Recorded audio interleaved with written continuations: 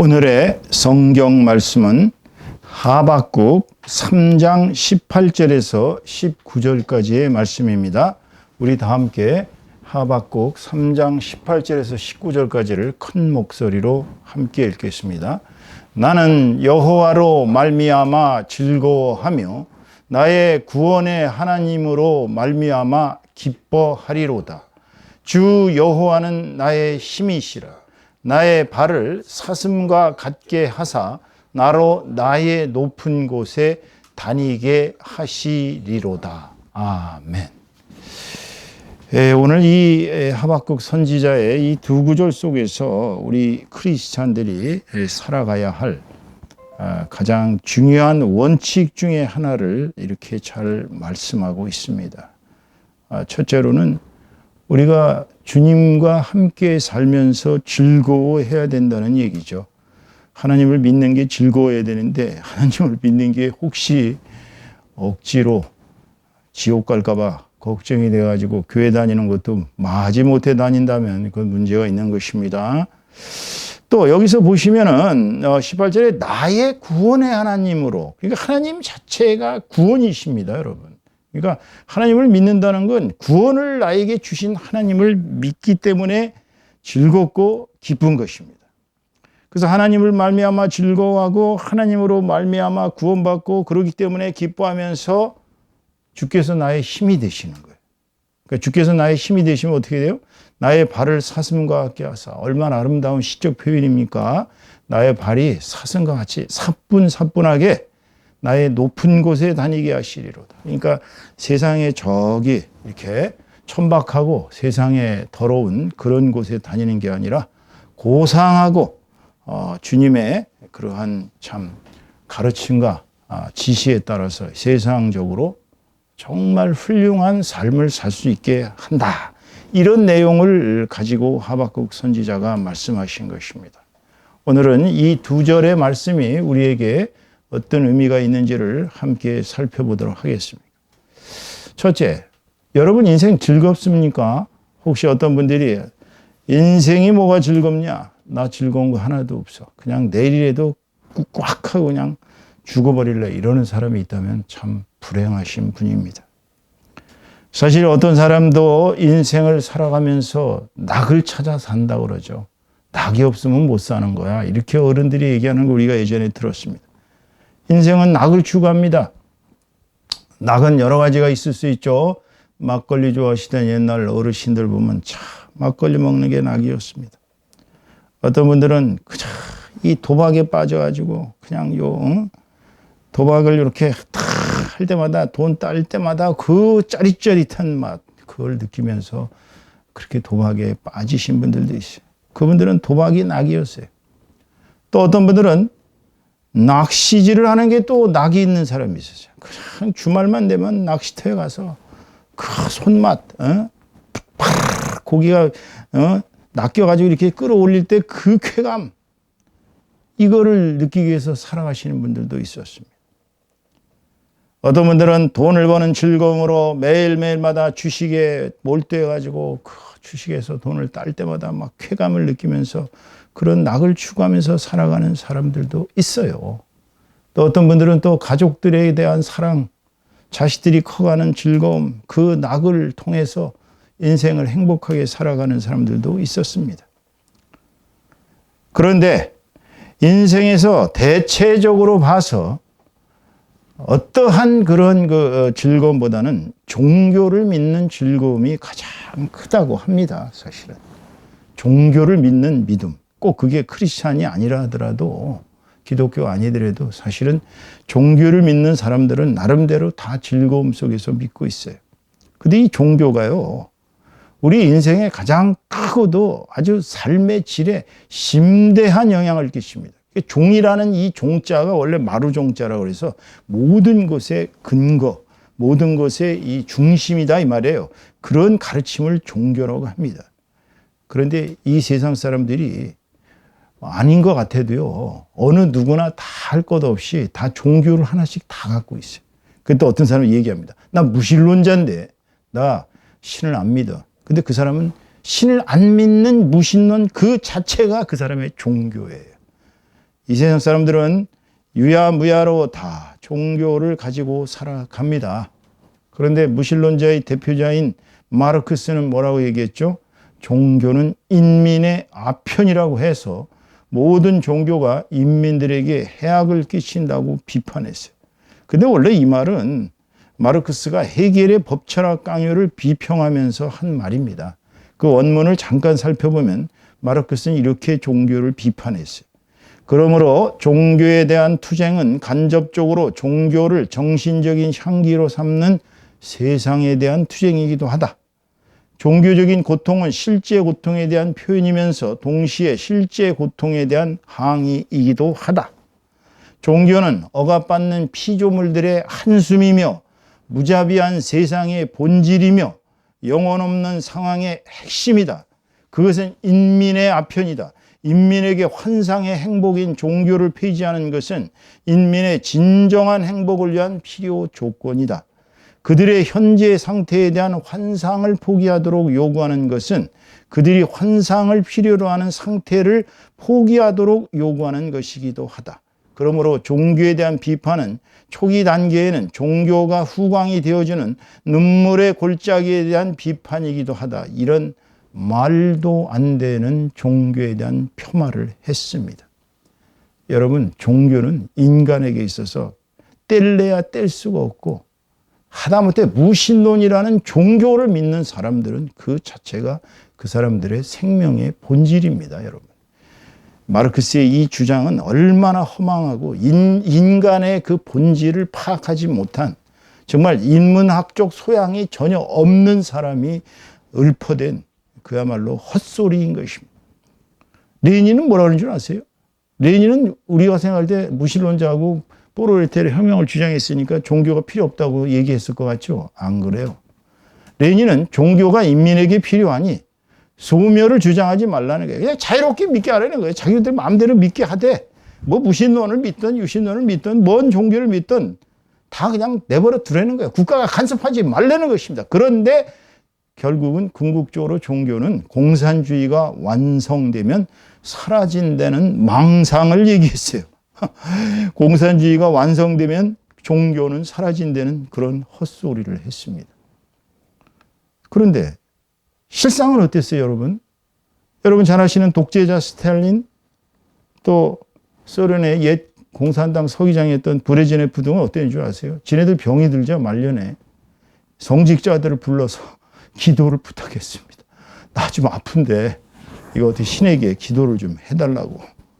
아니 무신론자라면서 신이 없다고 주장하고 인민들에게 종교를 믿지 말라고 강요하면서 그렇게 구박하던 사람들이 지네가 병이 되니까 거꾸로 성직자들에게 기도를 부탁했던 것입니다. 여러분. 이것이 완전히 무신론자들의 모순이에요. 그런데 우리가 인생에 있어서 진정한 즐거움이 뭐냐를 명쾌하게 밝혀놓은 문서가 있어요. 그것이 뭐냐면 웨스트민스터 소요리 문답입니다. 여러분, 웨스트민스터 소요리 문답은 뭐예요?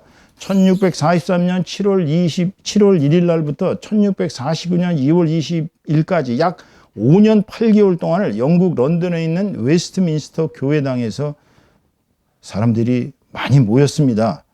이 회의에는 무려 몇 명이 모인 줄 아세요? 121명이나 되는 칼빈주의를 믿는 목사들, 칼빈주의 신학자들, 또 18명의 귀족, 20명의 하원 의원 등 총 159명의 교회 지도자들이 모여서 교회의 신조를 뭘로 할 것인가, 교회의 정치는 어떻게 할 것인가, 교회의 의식은 어떻게 할 것인가, 이런 것을 제정하기 위해서 모였던 것입니다. 그 사람들은 한참 동안 그야말로 토론을 거쳐서 5가지를 만들었어요. 신앙 고백, 대요리 문답, 소요리 문답, 예배 모범, 교회 정치 등 이 5가지의 표준 문서를 결정했습니다. 이게 단순한 장로교회 서류가 아닙니다.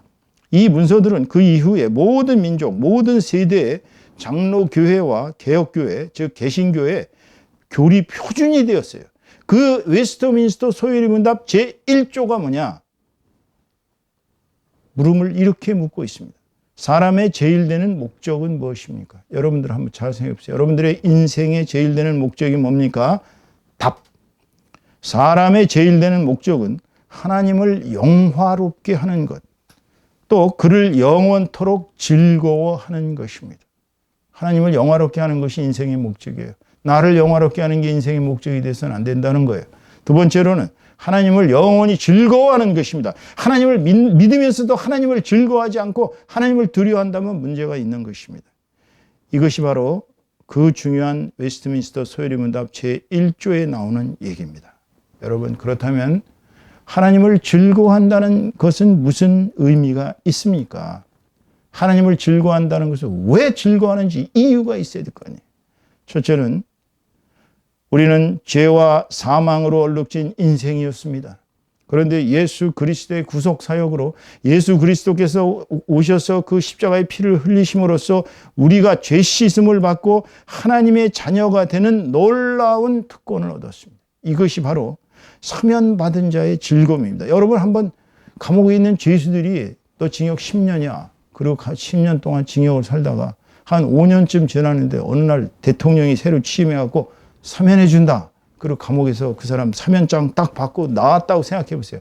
5년 동안 징역 안 살고 나오면 그 즐거움이 얼마나 크겠습니까? 그런데 우리는 영원한 지옥불에 던져질 신세였는데 예수 그리스도를 믿음으로 말미암아 우리는 영원한 생명의 길로 들어섰어요. 이게 사면받은 자의 즐거움인 것입니다, 여러분. 바로 내가 사면받았기 때문에 내 죄 과거에 어떤 주홍빛 같은 죄를 저질렀어도 내가 사면받았기 때문에 나는 즐거운 것입니다. 로마서 5장 1절에서 2절 말씀을 보면 이렇게 얘기하고 있습니다. 그러므로 우리가 믿음으로 의롭다 하심을 받았으니 우리 주 예수 그리스도로 말미암아 하나님과 화평을 누리자. 또한 그로 말미암아 우리가 믿음으로 서 있는 이 은혜에 들어감을 얻었으며 하나님의 영광을 바라고 즐거워하느니라 그랬어요. 예수 그리스도를 믿는 믿음으로 우리는 하나님을 영광스럽게 하는 그러한 신자가 되었고 하나님으로 말미암아 우리는 즐거워하게 된 것입니다. 또한 로마서 5장 11절에 보면 그뿐 아니라 이제 우리로 화목하게 하신 우리 주 예수 그리스도로 말미암아 하나님 안에서 또한 즐거워하느니라 그랬어요. 하나님 안에서 즐거워하는 것은 예수 그리스도로 말미암아 내가 생명을 새롭게 얻어서 이제는 과거의 모든 죄로부터 다 씻겨지고 이제 완전히 새 생명이 되었기 때문에 사면받은 자의 즐거움이 넘치는 것입니다, 여러분. 이거보다 더한 즐거움이 어디 있겠어요? 10년 반 사람 징역 5년만 살고 나와가지고 가족들한테 돌아가 보세요. 가족들이 얼마나 행복해 하겠습니까? 그런데 우리는 지옥에 던져질 수밖에 없는 불쌍한 존재들이었는데 예수 믿음으로 말미암아 우리가 영원한 생명을 얻었습니다. 이제는 천국에서 룰랄랄라 최고의 행복한 삶을 살게 된 것입니다. 그러니 우리는 얼마나 행복한 사람입니까? 그러므로 우리는 하나님 안에서 즐거워할 수밖에 없는 것입니다. 둘째로 왜 우리는 하나님 안에서 즐겁습니까? 둘째로 우리는 하나님께서 만세전부터 나를 택정하시고 나를 당신의 자녀로 삼아주시고 당신의 모든 사랑을 나에게 아낌없이 베풀어 오셨고 앞으로도 베푸실 거고 우리가 죽는 그날까지 하나님의 길로 가게 만드신다는 이 사실. 이게 무슨 사실이에요? 택정받았다는 사실이에요. 택정받았다는 게 뭐예요? 너는 내 자녀다. 너는 내 것이다. 너는 나로부터 즐거움을 얻고 나로부터 행복을 얻을 것이다. 택정받은 자예요. 택정받고 어떻게 됐어요? 사랑받는 자인 것입니다. 왜 유대인들이 그렇게 잘난 척을 했어요? 지네가 하나님한테 택정받은 선민이라는 것이기 때문입니다. 그들은 얼마나 도도하고 얼마나 자기 자신들의 선민의식 때문에 주변 민족들하고 얼마나 원수를 졌는지 모릅니다. 그 사람들은 어디 가도 자기네가 하나님한테 선택받은 택정받은 민족이라는 것, 하나님께 사랑받는 민족이라는 걸 긍지를 갖고 자랑하고 즐겁게 살아가고 있습니다. 그런데 우리는 예수 그리스도로 말미암아 하나님께 택정받고 사랑받는 자입니다. 로마서 5장 8절에 보면 우리가 아직 죄인 되었을 때 그리스도께서 우리를 위하여 죽으심으로 하나님께서 우리에 대한 자기의 사랑을 확증하셨느니라 그랬습니다. 그리스도께서 우리를 위해 죽으심으로 하나님께서 그리스도를 통해 우리가 내가 너를 얼마나 사랑하느냐, 내 아들까지 이렇게 희생해가면서 너를 믿기만 하면 내 자식으로 만들어준다는 이 사랑을 주님께서 확증하신 것입니다. 에베소서 1장 4절에서 5절 말씀을 보면 곧 창세전에 그리스도 안에서 우리를 택하사, 창세전부터 우리는 하나님의 자녀였어요. 그래서 우리로 사랑 안에서 그 앞에 거룩하고 흠이 없게 하시려고 그 기쁘신 뜻대로 우리를 예정하사 예수 그리스도로 말미암아 자기의 아들들이 되게 하셨으니. 그러니까 우리는 구원 예정서를 믿을 수밖에 없어요. 하나님께서 구원하신 백성은 반드시 구원하십니다. 어떤 형태든지 구원하게 돼 있습니다. 근데 우리는 그 택정함을 받고 그 사랑을 받았으니 얼마나 눈물겨운 사랑입니까, 하나님. 로마서 5장 3절에서 5절 말씀 보면 다만 이뿐 아니라 우리가 환난 중에도 즐거워하나니 이는 환난은 인내를, 인내는 연단을, 연단은 소망을 이루는 줄 알미로다. 소망이 우리를 부끄럽게 하지 아니함은 우리에게 주신 성령으로 말미암아 하나님의 사랑이 우리 마음에 부은 바 됨이니, 이렇게 얘기했어요. 여러분, 우리가 아무리 환난을 당하고 아무리 연단을 당하고 아무리 고통을 당해도 하나님께서 우리에게 주신 사랑은 우리의 성령을 통해서 우리를 인치신 바 있기 때문에 하나님의 사랑은 우리에게 나타나 있습니다. 우리는 택정받은 자들입니다.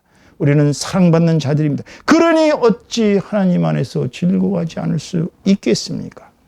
세 번째로, 왜 하나님 안에서 즐거워해야 합니까?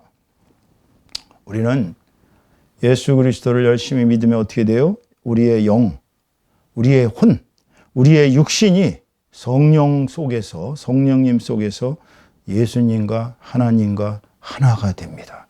이것을 성부와 성자와 성령의 하나됨처럼 하나님과 예수님과 우리 성도들은 성령 안에서 하나 되는 것입니다. 하나님과 하나 된다는 즐거움이 얼마나 큰 것인지 한번 살펴볼까요? 중세의 테레사, 현대의 마더 테레사가 아닙니다. 이 테레사는 성녀로 불렸습니다. 이 사람은 기도의 아주 대가입니다. 책도 여러 권 썼어요. 이분은 기도를 4단계로 보고 있어요. 명상의 기도, 고요히 마음을 가라앉히고 조용하게 이제 자아를 버리고 침잠하기 시작합니다. 그래서 이제 고요의 기도가 됩니다. 이때가 되면 자아는 사라지고 이제 완전히 하나님을 향한 그 자기 마음이 하나님과 연합되는 단계로, 준비 단계로 나아갑니다. 이제 더 나아가면 이제 감관 휴면의 기도가 됩니다. 감관 휴면은 뭐냐면요, 기도가 깊어지면 온몸의 감관이 작동을 멈춥니다. 이제는 하나님이 나에게 임재하신다는 걸 체험하게 됩니다. 이때 인간의 영혼은 극도의 환희, 엑스타시죠. 환희를 체험하고 하나님의 영광을 찬양하게 되는 단계에 옵니다. 그러니까 이제 감관이, 온몸에 있는 나의 감관이 작동하는 것이 아니라 하나님이 내 속에 들어오셔서 성령께서 나를 움직이고 계신다는 걸 알 수가 있게 됩니다. 마지막 단계가 이제 연합의 기도입니다. 연합의 기도는 뭐냐면 이제 인간의 영혼은 온전하게 수동적으로 됩니다. 이제 하나님께서 완전히 나를 이제 주관하시는 거예요. 처음부터 끝까지 다 하나님에게서 이제 하나님이 직접 말씀하십니다. 우리의 영혼을 직접 하나님이 어루만지셔요. 그러니까 우리는 하나님에게 사랑받는다는 것을 확신을 가지고 하나님의 무한한 은총에 감격하고 그 절대적인 사랑에 영원한 충성과 복종을 맹세하게 되는 것입니다. 여러분, 이 단계에 오면 이제 하나님과 나는 하나가 됩니다. 그러면 우리는 그 하나님의 만극하신 사랑 앞에 몸을 떨고 도저히 그분으로부터 우리는 또 벗어날 길이 없어지는 거예요. 이게 하나님과 연합하는 단계의 기도인 것입니다. 시편 2장 2편 11절에 보면 여호와를 경외함으로 섬기고 떨며 즐거워할지다 그랬어요. 경외한다는 건 뭐예요? 존경하면서 두려워한다는 것입니다. 여호와 앞에서 버르장머리 없이 제 멋대로 그렇게 하는 것이 아닙니다. 경외해야 됩니다. 경외해서 하나님을 존경하고 하나님을 두려워하면서 섬겨야 됩니다. 서브해야 돼요. 우리 하나님을 찬양하는 것도 서브예요. 주일날 이렇게 워십에 참여하는 것도 섬기는 것입니다. 교회를 위해서 봉사하는 게 섬기는 것입니다. 자, 이렇게 섬기고 어떻게 하라고요? 떨며 즐거워하라는 거예요. 떨며. 그냥 적당히 하나님 저 즐거워하는 게 아니래요. 완전히 막 환장하듯이 그냥 아이돌 나타나면 난리도 아니죠. 여러분들 그 아이돌을 한번 직접 만나보셨어요? 아이돌 한번 만나본 사람들 어떻습니까? 완전히 무슨 신을 만난 것처럼 그냥 막 떨면서 난리를 칩니다. 하나님을 섬기되 하나님 앞에서 떨며 즐거워하죠. 이 즐거워하다는 것은 히브리어로 길이라는 표현인데, 이 길이란 말은 원래 힘차고 열광적인 기쁨을 얘기합니다. 그러니까 하나님을 경외하되 하나님을 섬기되 어떻게 하라고요? 떨며 즐거워할지다. 이거 하나님을 생각하면 마음이 막 감격하고 떨고 눈물이 막 솟구치고, 그 기쁨 속에서, 열광적인 기쁨 속에서 하나님을 섬기라는 것입니다, 여러분. 하나님을 즐거워하라는 것입니다, 여러분. 시편 16편 11절에 보면 주께서 생명의 길을 내게 보이시리니 주의 앞에는 충만한 기쁨이 있고 주의 오른쪽에는 영원한 즐거움이 있나이다 그랬습니다. 주를 믿으면 이 영원한 즐거움의 길로 여러분은 가시는 것입니다, 여러분. 시편 40편 16절에 보면 주를 찾는 자는 다 주 안에서 즐거워하고 기뻐하게 하시며 주의 구원을 사랑하는 자는 항상 말하기를 여호와는 위대하시다 하게 하소서 그랬어요. 주를 찾는 자는 주 안에서 기쁨을 느끼고 주 안에서 즐거워할 수밖에 없어요. 그것이 바로 주님이 주시는 그 사랑이 얼마나 크고 놀라운지 우리는 차마 감당을 할 수가 없기 때문인 것입니다. 이사야서 60장 10절에 보면은 선지자는 이렇게 얘기하고 있습니다. 내가 여호와로 말미암아 크게 기뻐하며 내 영혼이 나의 하나님으로 말미암아 즐거워하리니 이는 그가 구원의 옷을 내게 입히시며 공의의 겉옷을 내게 더하심이 신랑이 사모를 쓰며 신부가 자기 보석으로 단장함 같게 하셨음이라 그랬어요. 여호와로 말미암아 기뻐하고 즐거워하는 것은 내 영혼이 하나님의 구원 때문에 즐거워하는 것입니다. 하나님은 나를 구원하셨습니다. 항상 나를 의롭게 살게 하십니다. 내가 마치 신랑이 사모를 쓰고 신부가 자기 보석으로 단장함 같이 항상 어떻게? 의롭고 또 하나님의 사랑이 넘치기 때문에 하나님의 자녀, 즉 왕자와 공주처럼 당당하게 그렇게 살아가게 만드신다는 것입니다. 오늘 본문의 하박국 선지자는 18절에 이렇게 얘기하고 계시죠. 나는 여호와로 말미암아 즐거워하며 나의 구원의 하나님으로 말미암아 기뻐하리로다. 여러분은 과연 하나님 안에 있으면 즐겁습니까? 이 세상의 모든 즐거움을 추구해 보셨습니까? 이 세상의 모든 즐거움은 사실상 허무한 바닷가의 포말 같은 것입니다. 바닷가의 파도가 철렁철렁 치어도 다 포말처럼 쓰러집니다. 이 세상에 어떤 쾌락도 영원한 즐거움은 없습니다. 요즘 마약 사건 때문에 난리도 아닌데 마약을 아무리 강도 높게 쓰면서 쾌락을 추구해도 즐거움은 계속 일시적으로 끝나고 허무하고 더 높은, 더 강한, 더 즐거운 이런 것을 요구하며 결국은 파멸로 가는 것이 이 세상의 쾌락입니다. 그렇지만 이 세상 사람들은 모두가 다 나름대로 즐기는 아이템은 있습니다. 여러분의 아이템은 뭐예요? 제가 요즘 중국 드라마를 보면서 깜짝 놀란 게 중국의 성군 중에 한 사람인 명나라 선덕제가 그 사람 말년에 죽을 때가 다 돼서 그런지 귀뚜라미 싸움을 엄청 즐기느라고 전국의 관리들이 이 귀뚜라미 잡아다가 진상하느라고 나라가 아주 혼란스러워졌다는 그런 이야기를 보면서 저런 성군도 미물 같은 귀뚜라미 싸우는 걸 보고 즐겼구나. 그 사람은 그것이 즐거움이었던 거예요. 도산 안창호 선생님 얼마나 훌륭한 위대한 인격자입니까? 우리 민족의 지도자 중에 지도자죠. 크리스찬이었고요. 그런데 도산 안창호 선생님 최대 즐거움이 뭔지를 아세요? 담배 피시는 것이었습니다. 이분은 담배와 술은 안 끊으셨어요. 죽어도. 그래서 사람들이 선생님 크리스찬이라면서 술도 먹고 담배도 피시고 하면 어떡합니까? 근데 도산 안창호 선생은 절대로 여자 관계 때문에 속을 새긴 것은 없지만 술과 담배는 끊지 않으셨어요. 그렇게라도 즐거움이 있으셨던 거예요. 그렇지만 이 모든 아이템은 사실은 하나님을 즐기는 그 즐거움만 못한 것입니다. 여러분. 하나님을 사랑하고 그분의 사랑을 느끼는 가운데서 그분을 즐기는 경지에 이르르면 내 삶이 하나님과 함께 있고 하나님을 즐거워하는 그 경지에 이르르면요. 하나님과 하나가 되는 경지에 이르게 되는 것입니다. 하나님과 하나로 연합하는 그 즐거움, 그것이 바로 인생의 즐거움인 것입니다. 오늘 설교의 결론을 맺습니다. 인생은 사실상 다 즐거움을 찾고 있고 그게 필연적이에요. 이 세상에 어떠한 사람도 낙을 찾지 않는 사람은 없습니다. 그러나 세상에서 주는 어떠한 즐거움도 궁극적으로는 다 허무합니다. 그리고 날이 갈수록 고강도의 쾌락을 요구해서 끝간데 없이 인생은 허무로 빠지게 되는 것입니다. 그런데 우리가 하나님 안에서 즐거움을 찾게 되는 이유는 첫째가 우리가 죄인으로서 하나님한테 대사면령을 받았기 때문이고, 둘째로는 그분이 우리를 만세전부터 택정해서 진정으로 우리를 사랑하셨기 때문이고, 세 번째로는 성령님 안에서 예수님을 통하여 하나님과 연합하기 때문에, 하나님과 하나가 되기 때문에 우리는 하나님 안에서 즐거운 것입니다.